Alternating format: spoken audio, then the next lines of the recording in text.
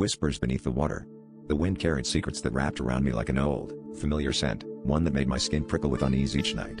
It began as a faint murmur, a gentle breeze brushing past my ear, but soon evolved into a chorus of whispers that surrounded me, urging me to listen. I wondered if I was losing my mind, but deep down, I knew the wind had chosen me for a reason. I had unknowingly vowed to complete a history that was not my own, a history that demanded to be heard, and it was time to uncover its truth. By the second week, the whispers became clearer, forming words I could almost understand. They spoke of a forgotten village submerged beneath the lake at the edge of town, a place erased from maps, shackled by the weight of its own secrets. My curiosity overpowered my fear, and I found myself drawn to the water's edge, compelled by a force I couldn't explain. As I stood there, the wind whipped around me, a cryptic guide pushing me to dive into the depths below. Each night, the wind's insistence grew, a haunting lullaby that lulled me further into its dark embrace. My descent into the lake revealed a world lost to time, a ghostly echo of what once was.